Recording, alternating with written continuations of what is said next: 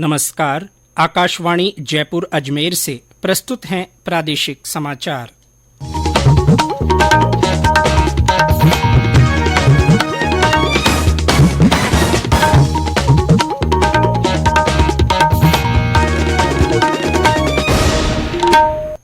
मुख्य समाचार। अंतर्राष्ट्रीय महिला दिवस पर प्रदेश भर में कई कार्यक्रम आयोजित हुए।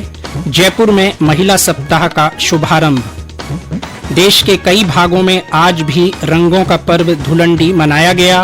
प्रदेश में कुछ क्षेत्रों में रंगोत्सव की धूम। राजस्थान माध्यमिक शिक्षा बोर्ड की 12वीं की परीक्षाएं कल से शुरू। 10 लाख से अधिक परीक्षार्थी पंजीकृत। राज्यपाल कलराज मिश्र ने प्रदेश के 2 विश्वविद्यालयों में कुलपति नियुक्त किए। और पश्चिमी विक्षोभ के असर से प्रदेश में कई स्थानों पर बारिश और ओलावृष्टि, फसलों को नुकसान का अंदेशा।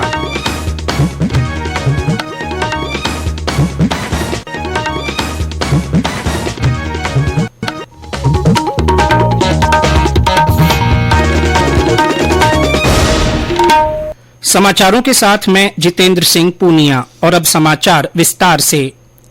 आज अंतर्राष्ट्रीय महिला दिवस है। इस अवसर पर देश भर में कई कार्यक्रम आयोजित किए जा रहे हैं।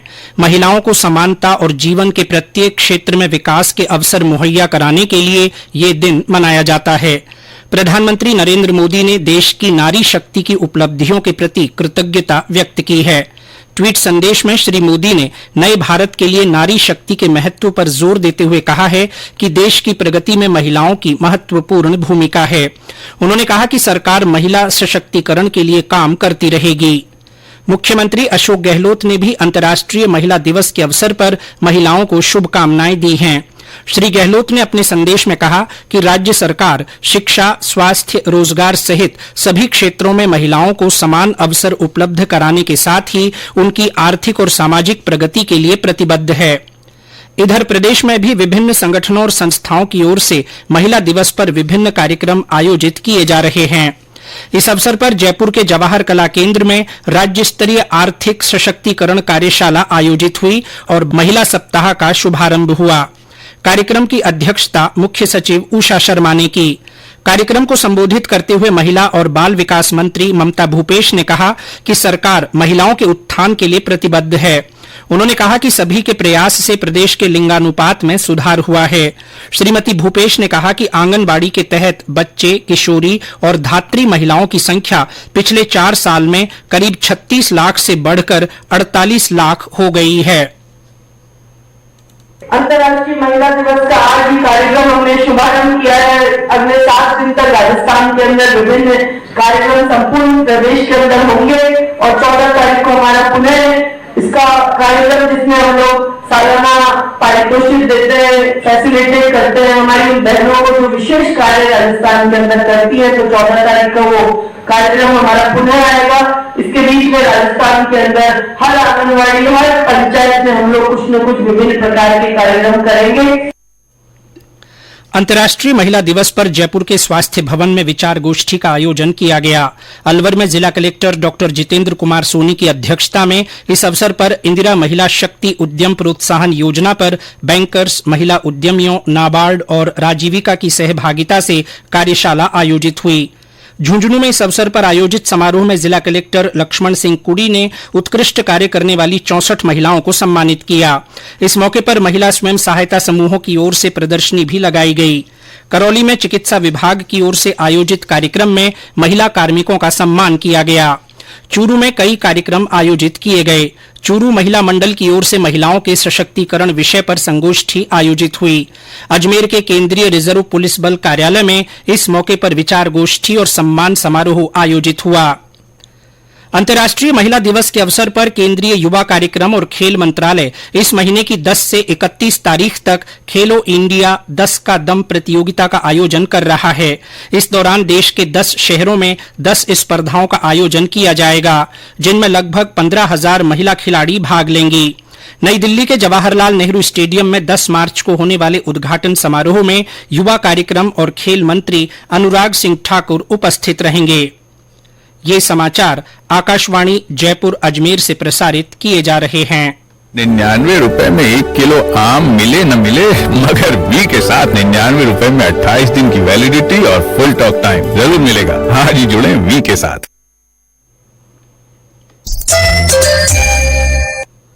समाचार बुलेटिन में आपका फिर स्वागत है। ऑस्ट्रेलिया के प्रधानमंत्री एंथनी अल्बानीज 2 दिन के दौरे पर आज गुजरात पहुंच गए हैं। श्री अल्बानीज अहमदाबाद में साबरमती आश्रम गए और राष्ट्रपिता महात्मा गांधी को श्रद्धांजलि अर्पित की। वे गांधीनगर में राजभवन में एक सांस्कृतिक कार्यक्रम और एक अन्य कार्यक्रम में शामिल होंगे। कल प्रधानमंत्री नरेंद्र मोदी और श्री अल्बानीज अहमदाबाद के नरेंद्र मोदी स्टेडियम में भारत और ऑस्ट्रेलिया के बीच बॉर्डर गावस्कर ट्रॉफी के चौथे टेस्ट मैच के पहले दिन का खेल देखेंगे। देश के कई हिस्सों में आज भी रंगों का पर्व धुलंडी मनाया जा रहा है। दिल्ली और एनसीआर क्षेत्र में सुबह से ही लोग होली के उल्लास में सराबोर हैं। राष्ट्रपति द्रौपदी मुर्मू, उपराष्ट्रपति जगदीप धनखड़ और प्रधानमंत्री नरेंद्र मोदी ने देशवासियों को होली की शुभकामनाएं दी हैं। इधर प्रदेश में भी कई स्थानों पर धुलंडी का उत्साह देखा जा रहा है। श्रीगंगानगर जिले में आज रंगोत्सव होली का त्योहार मनाया जा रहा है। कल होलिका दहन के बाद आज सुबह से ही लोग एक दूसरे को रंग लगाकर होली की शुभकामनाएं दे रहे हैं। जालौर जिले में अधिकांश स्थानों पर आज भी लोग होली खेल रहे हैं। सुबह से ही लोग एक दूसरे को रंग लगाकर शुभकामना देते नजर आए। इस दौरान रेवताड़ा और सामतीपुरा सहित कई गांवों में गेर नृत्य के आयोजन भी हुए। राज्य भर में आज पुलिसकर्मी होली का पर्व मना रहे हैं। विभिन्न जिलों में पुलिसकर्मियों ने एक दूसरे को रंग लगाकर होली की शुभकामनाएं दी। श्रीगंगानगर में पुलिस लाइन में पुलिस के जवानों और अधिकारियों ने होली मनाई। जिले के सीमावर्ती गांवों में ग्रामीणों और सीमा सुरक्षा बल के जवानों ने मिलकर होली खेली। अजमेर पुलिस लाइन में आयोजित धुलंडी कार्यक्रम में पुलिस महानिरीक्षक रूपिंदर सिंह और पुलिस अधीक्षक चूनाराम जाट ने जवानों के साथ होली खेली। जोधपुर में भी पुलिसकर्मियों में धुलंडी का उत्साह नजर आया।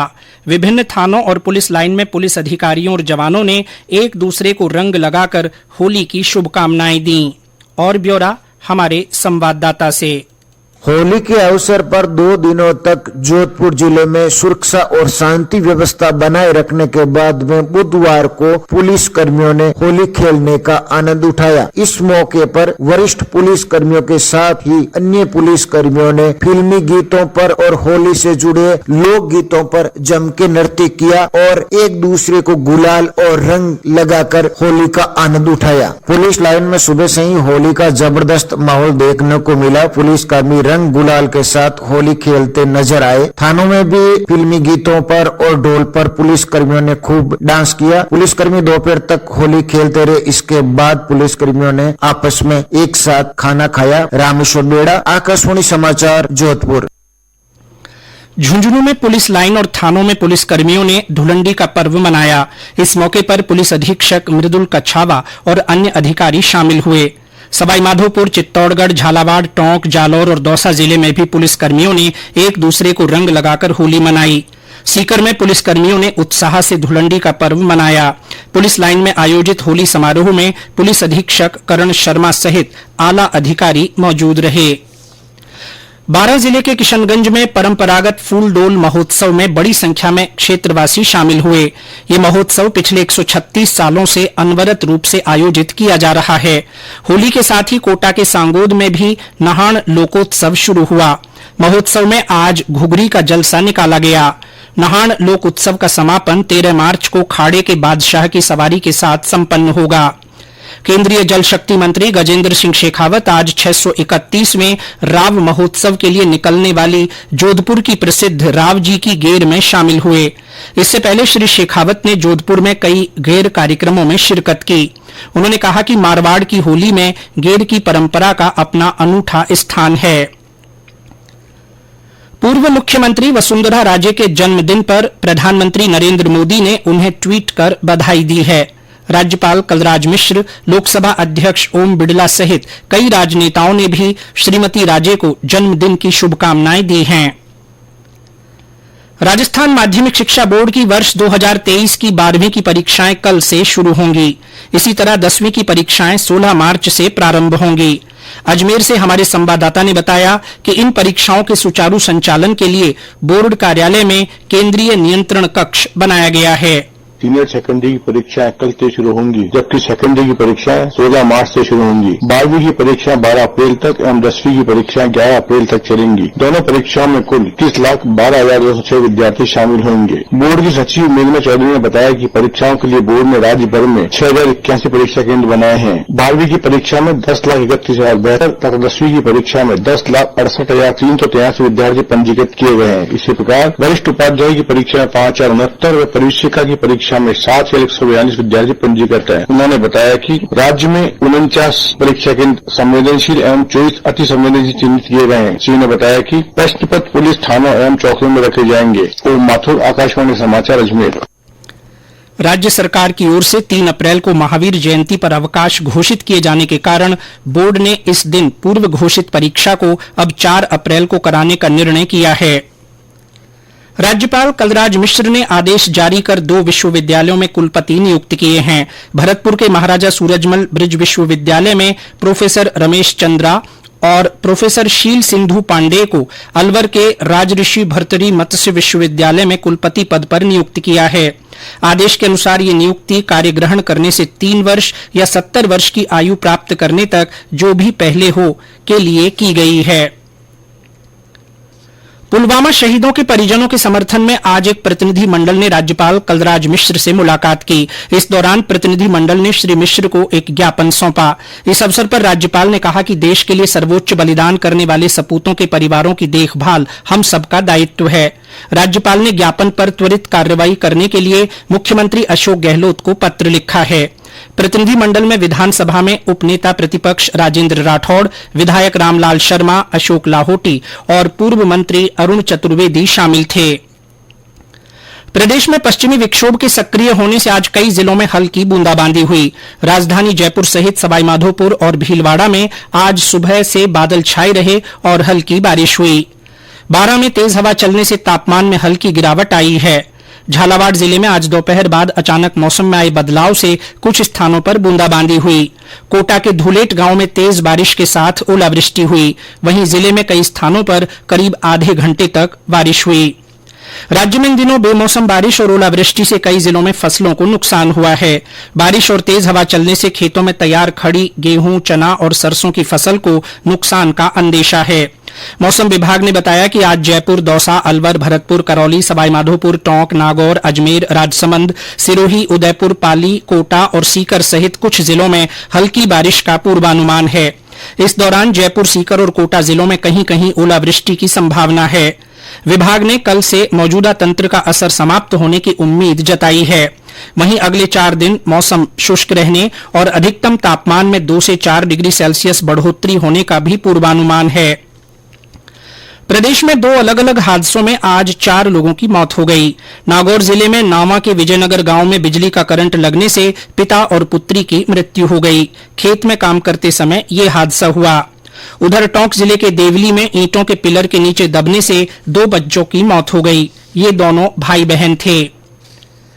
आकाशवाणी समाचार जयपुर ने अपने श्रोताओं में मोटा अनाज के प्रति जागरूकता के लिए संदेश श्रृंखला शुरू की है। इसमें श्रोता संदेश भेजकर बता सकते हैं कि वे अपने भोजन में मोटा अनाज किस तरह काम में लेते हैं। आज का संदेश हमें करौली जिले से संजय कुमार ने भेजा है। मैं संजय कुमार मीणा, निवासी 100, डिस्ट्रिक्ट करौली। मोटे अनाज बहुत सारी बीमारियों में लाभकारी होता है। मिलेट्स यानी ज्वार, बाजरा, रागी आप प्रयोग करते हो तो आपकी हड्डियों की मजबूती रहती है। कैल्शियम की कमी से बचाव भी करता है। दिल के रोगियों के लिए भी अच्छा रहता है। डायबिटीज रोगियों के लिए भी लाभकारी रहता है। वजन को कंट्रोल करने में सहायक है। आप भी मोटे अनाज का उपयोग करो, जैसे ज्वार, बाजरा, रागी, कुटकू भारत में खूब पाया जाता है। और अंत में मुख्य समाचार एक बार फिर। अंतर्राष्ट्रीय महिला दिवस पर प्रदेश भर में कई कार्यक्रम आयोजित हुए। जयपुर में महिला सप्ताह का शुभारंभ हुआ। देश के कई भागों में आज भी रंगों का पर्व धुलंडी मनाया गया। प्रदेश में कुछ क्षेत्रों में रंगोत्सव की धूम रही। राजस्थान माध्यमिक शिक्षा बोर्ड की 12वीं की परीक्षाएं कल से शुरू होंगी। इस परीक्षा में 10 लाख से अधिक परीक्षार्थी पंजीकृत हैं। राज्यपाल कलराज मिश्र ने प्रदेश के 2 विश्वविद्यालयों में कुलपति नियुक्त किए हैं। और पश्चिमी विक्षोभ के असर से प्रदेश में कई स्थानों पर बारिश और ओलावृष्टि हुई। इससे फसलों को नुकसान का अंदेशा है। इसके साथ ही प्रादेशिक समाचार बुलेटिन समाप्त हुआ। नमस्कार।